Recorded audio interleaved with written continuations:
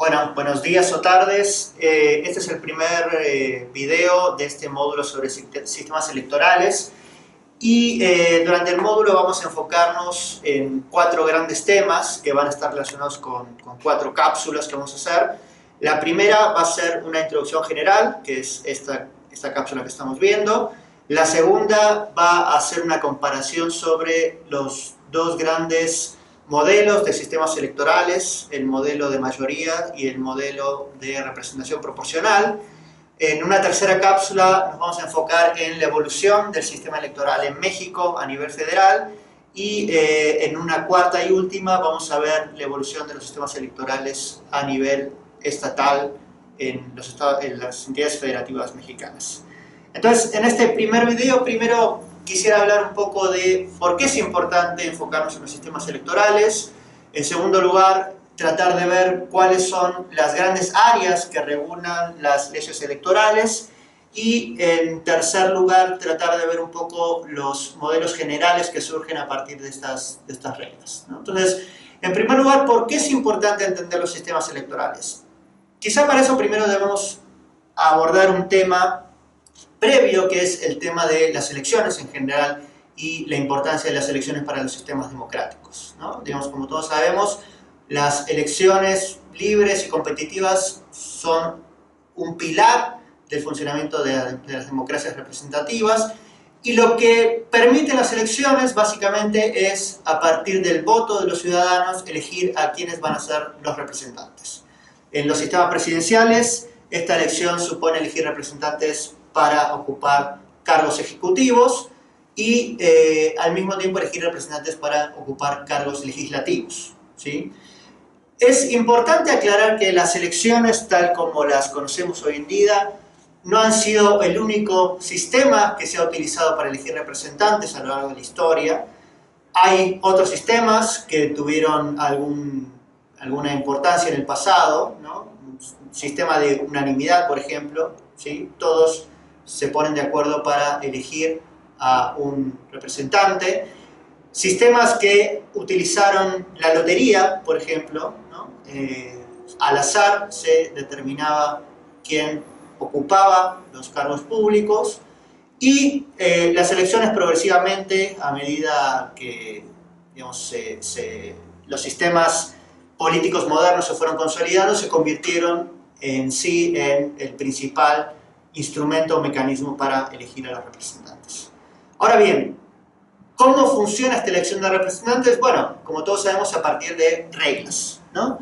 Reglas que regulan diferentes aspectos de este proceso que lleva de la emisión del voto por parte de los ciudadanos a la ocupación de los cargos públicos por parte de los representantes, ¿no? Entonces, los sistemas electorales, de alguna manera, hacen referencia a este conjunto de reglas que establecen cómo los votos se transforman en cargos, o mejor dicho, cómo los votos permiten definir quién va a ocupar esos determinados cargos públicos, ¿sí?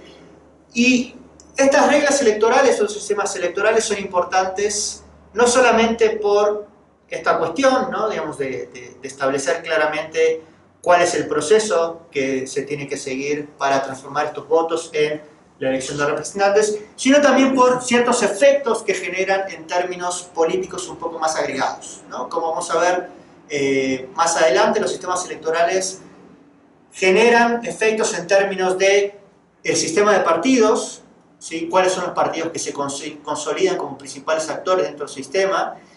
Generan efectos en términos de la composición de los cuerpos colegiados, como fundamentalmente el legislativo, y a partir de esto anterior generan efectos en términos de cómo es el proceso para tomar decisiones sobre políticas públicas, ¿no? Estos son diferentes elementos que vamos a ir señalando a lo largo de estas cápsulas, ¿no? Entonces, habiendo planteado esto, ¿sí?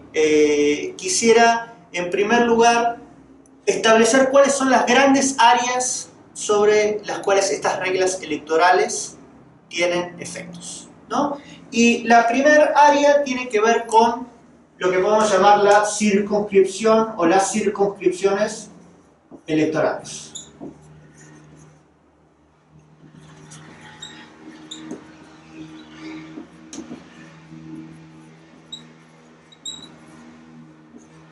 Y en este sentido, las reglas electorales son importantes porque lo que van a establecer en términos de las circunscripciones electorales, en primer lugar, va a ser los límites de cada una de las circunscripciones, ¿no? Los límites geográficos, ¿sí? ¿Cuál es el territorio que es considerado como una circunscripción y por lo tanto que establece que quienes viven en ese territorio van a elegir a una serie o un determinado representante? La segunda cuestión tiene que ver con lo que llamamos la magnitud, que básicamente hace referencia a la cantidad de cargos que se van a elegir por una particular circunscripción, ¿no? Y en relación a la magnitud, las reglas electorales plantean una división tajante entre circunscripciones en las cuales se elige un solo representante, que son generalmente definidas como circunscripciones uninominales. Esto quiere decir que se elige un solo representante, y circunscripciones plurinominales. ¿Sí? Esto quiere decir que el número de representantes que se eligen es mayor a 1. ¿Sí? Esta es una primera cuestión importante porque a partir de esto vamos a ver, de acuerdo a la combinación con la forma de selección, vamos a tener diferentes o distintas combinaciones, ¿no? Otro elemento importante también a destacar es que estas circunscripciones plurinominales pueden ser uniformes, ¿sí? Es decir, en todas las circunscripciones se va a elegir la misma cantidad de representantes, siendo esta cantidad mayor a 1, o pueden ser variables.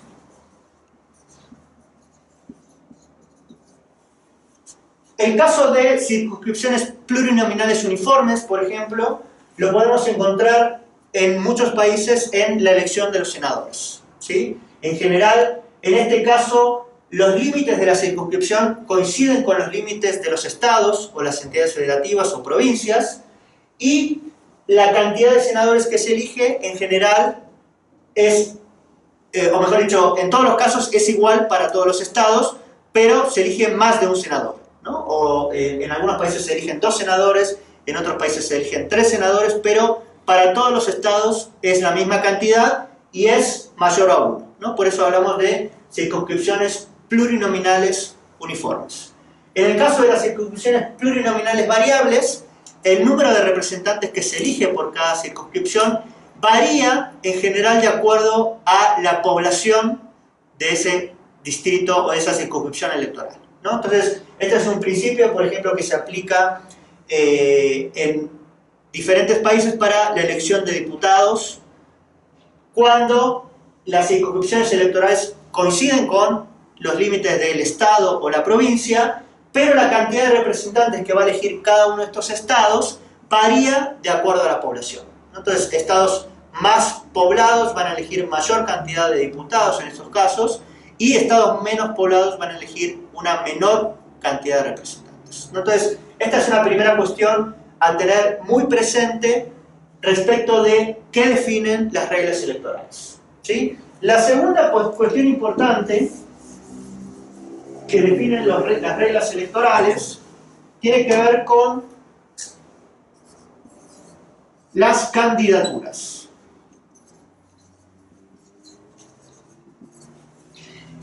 Y en este caso también podemos encontrar una distinción importante entre los sistemas electorales en los cuales las candidaturas son unipersonales y en los casos en los cuales las candidaturas suponen la existencia de una lista de candidatos, ¿no? Si recuerdan lo que acabamos de mencionar, estas candidaturas unipersonales se van a dar en circunscripciones uninominales, ¿no? Donde se elija un solo cargo, ¿no? Entonces, aquí va a haber un solo candidato que va a presentar cada partido, y ese candidato va a competir para obtener el único cargo que está en disputa, ¿no? Por el contrario, cuando existen sistemas plurinominales, ¿sí? Lo que vamos a tener es la presentación de una lista de candidatos por parte de los diferentes partidos. Ahora bien, los sistemas electorales van a variar respecto de cuáles son las reglas que van a aplicar para estas listas, ¿no? Y aquí podemos encontrar como tres modelos diferentes. En un primer lugar tenemos listas cerradas y bloqueadas.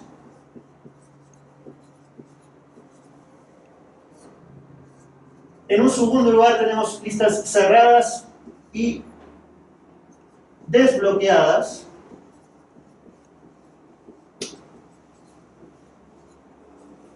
Y en un último lugar tenemos listas abiertas. ¿Cuál es la diferencia entre estos tres modelos?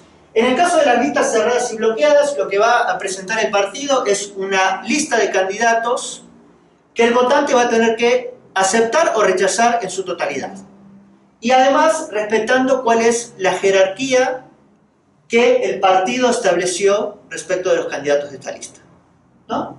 Entonces, en este caso, el votante simplemente va a tomar la lista y si decide aceptarla, va a votar por ella.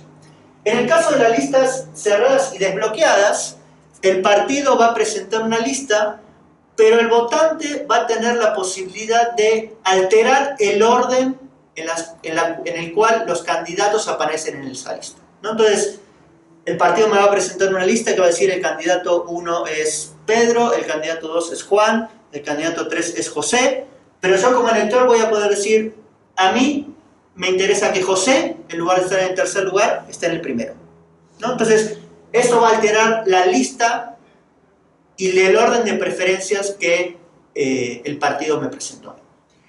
Y en el caso de las listas abiertas, por último, el votante va a tener la capacidad de no solo alterar el orden de la lista según lo establecen los partidos, sino de poder elegir candidatos que aparecen en listas de diferentes partidos, ¿no? Entonces, de acuerdo a las características que adopte esta lista, el votante va a tener menos o más capacidad de, si se quiere, ejercer su influencia para decidir sobre los candidatos que aparecen en estas listas, ¿sí?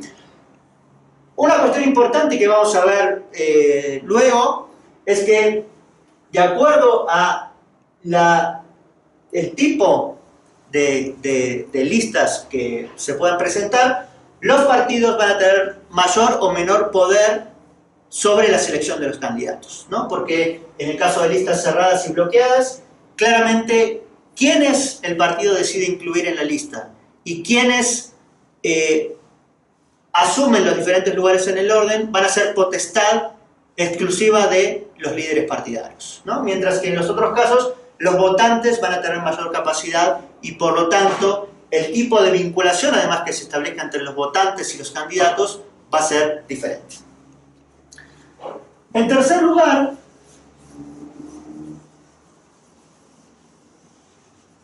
lo que va a establecer el sistema electoral, las reglas electorales, tiene que ver con la votación. Y aquí básicamente me refiero a la cantidad de votos que va a tener el votante al momento de decidir sobre sus representantes, ¿no? Y así, dicho, puede parecer un tanto extraño, ¿no? Porque uno dice, no, pero cuando uno va a votar, vota por un candidato. Bueno, eso quizá, digamos, es aquello a lo que nosotros estamos más familiarizados, pero hay sistemas en los cuales el votante tiene más de un voto, ¿sí? Entonces, podemos establecer una diferencia entre los sistemas en los cuales el votante tiene un voto único y sistemas en los cuales los votantes tienen múltiples votos.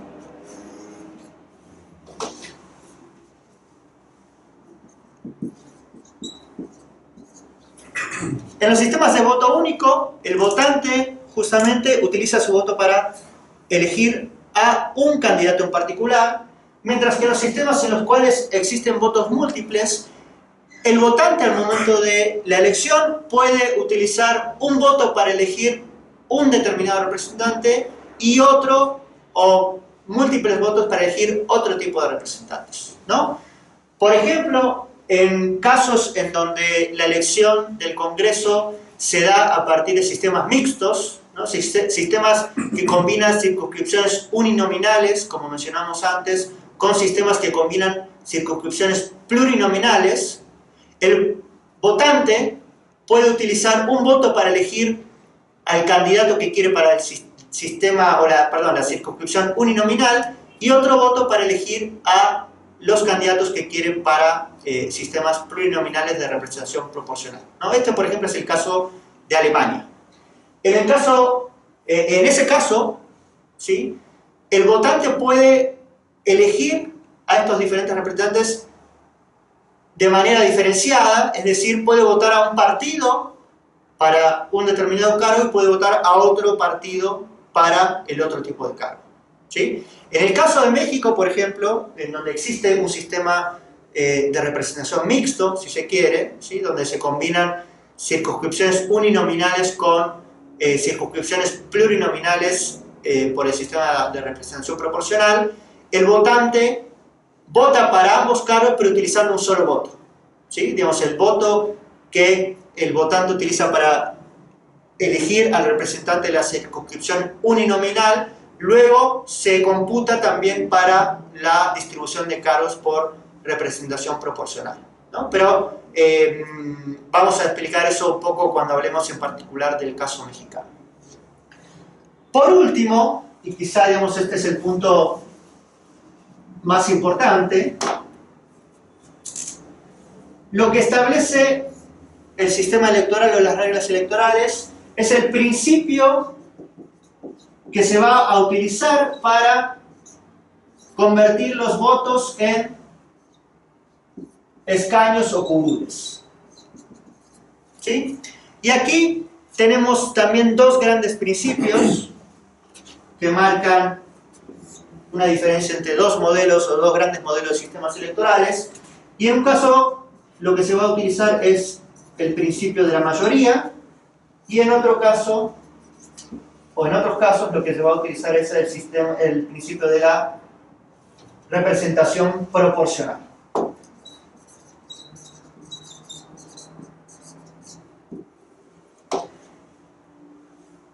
¿Qué nos dicen estos principios? El primero, de representación de mayoría, básicamente nos dice que los cargos se van a asignar a aquel partido que obtenga la mayor cantidad de votos. En el sistema de representación proporcional, el principio nos dice que los cargos se van a asignar de manera proporcional a la cantidad de votos que ha obtenido cada uno de los partidos participantes, ¿sí? Como ustedes pueden imaginarse, esto genera diferentes tipos de combinaciones con algunos de los puntos que vimos anteriormente, ¿no? Por ejemplo, cuando hablamos de las circunscripciones uninominales, ¿sí?, donde se elige un solo candidato, esto supone que allí no se puede aplicar el principio de representación proporcional, ¿no? Entonces aquí ya tenemos una primera cuestión, ¿no?, que el principio de representación proporcional solo se va a poder aplicar en circuitos plurinominales. En cambio, el sistema de mayoría se puede aplicar tanto a circuitos uninominales, ¿no?, donde se elige un solo cargo, como a circuitos plurinominales, ¿sí? En este último caso, el partido ganador se va a llevar la totalidad de cargos que están en juego. Ahora bien, a su vez dentro de estos dos grandes modelos podemos también encontrar diferencias, ¿sí? En el modelo donde impera el principio de mayoría, podemos hablar de que en algunos casos se va a utilizar la mayoría simple o relativa, y en otros casos se va a utilizar la mayoría absoluta, ¿sí? ¿Cuál es la diferencia entre estos dos casos? En el que en el primer caso, el partido que obtenga la mayor cantidad de votos, no importa cuántos sean esos votos, se va a quedar con el cargo o los cargos que están en juego. En el caso de la mayoría absoluta, el partido que obtenga los cargos tiene que tener al menos el 50% de los votos del total de votos que estuvieron, digamos, contabilizados, ¿no? Entonces, en casos donde existe el principio de mayoría absoluta, lo que vamos a tener en muchos casos es que esto va a estar ligado a la necesidad de establecer una segunda vuelta, ¿sí?, que va a suponer una competencia entre los dos candidatos o candidatas que obtuvieron la mayor cantidad de votos en la primera vuelta, hasta que alguno de los dos obtenga el 50% o más del 50% de los votos, ¿no? En el caso de mayoría simple o relativa, como dije antes, simplemente el partido que obtenga la mayor cantidad de votos, no importa cuántos sean esos votos, es el que se va a quedar con el cargo o los cargos que están en juego. En el caso de la representación proporcional, por otra parte, lo que va a variar es cuál es el cociente que se utilice para repartir los cargos, ¿no? En un sistema de representación proporcional perfecta, lo que vamos a tener es una situación en la cual el porcentaje de votos que obtenga un partido se va a traducir indefectiblemente en la cantidad de puestos o curules que obtenga ese partido, ¿no? Entonces, en un sistema proporcional, vamos a poner, digamos, un breve ejemplo, ¿no?, donde el partido A obtenga el 30% de los votos, el partido B obtenga el 20% de los votos, el partido C obtenga 15% de los votos, no, vamos, 15%, vamos a poner 20% también, el partido D otro 30%, ¿sí? Lo que vamos a tener aquí, si tenemos un sistema de representación proporcional perfecta, es que en términos de curules, ¿sí?, y vamos a poner, digamos, para que el ejemplo sea claro, que en este distrito se reparten 10 curules, ¿sí? Entonces lo que vamos a tener es que el partido A va a obtener 3 curules, el partido B va a obtener 2, el partido C va a obtener 2 y el partido D va a obtener 3.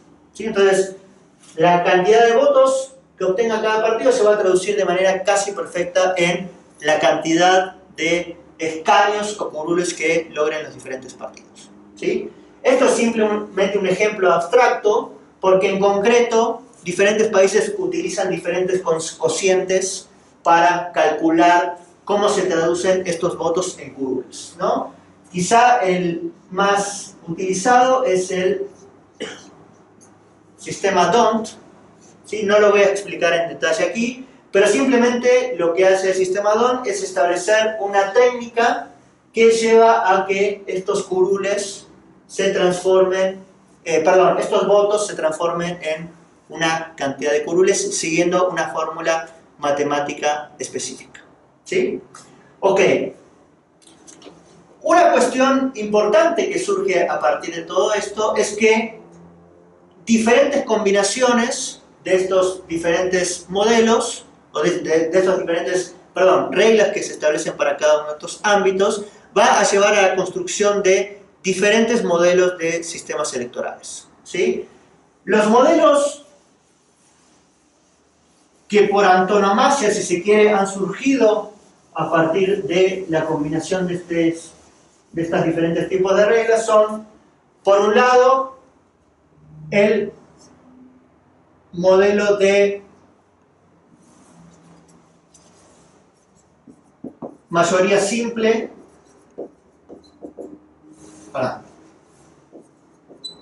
con circunscripciones uninominales,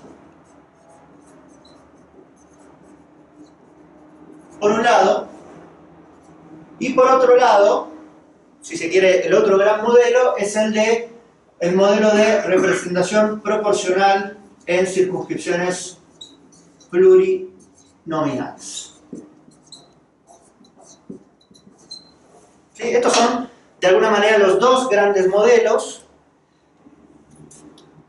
que vamos a analizar en la próxima cápsula con un poco más de detalle, pero a grandes rasgos podemos plantear que el modelo de mayoría simple en circunscripciones uninominales en general da lugar a sistemas bipartidistas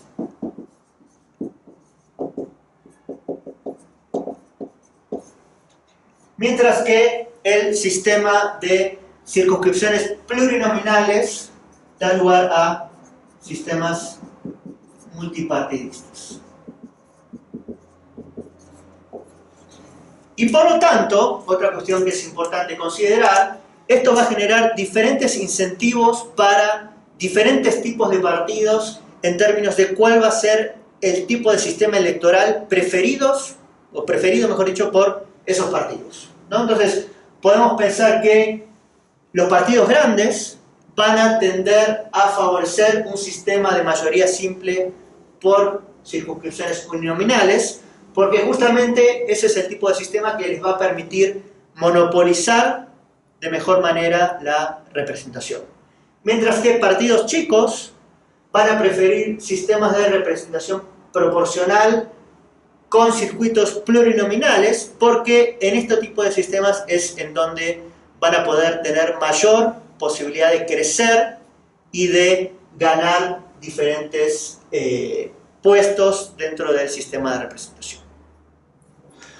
Ok, entonces lo que hemos visto hasta ahora es un poco en términos generales cuáles son los espacios que regulan las reglas electorales y hemos planteado hacia el final cuáles son los dos grandes modelos, ¿sí? Entonces, simplemente tengamos esto presente porque en la siguiente cápsula nos vamos a concentrar en comparar estos dos modelos que han sido predominantes y que son predominantes en los diferentes países del mundo, y en particular ver cuáles son los efectos, como dije anteriormente, que estos modelos generan en términos de la construcción de los sistemas de partidos, la conformación de los congresos y el tipo de dinámicas que generan en términos de la decisión para la adopción de políticas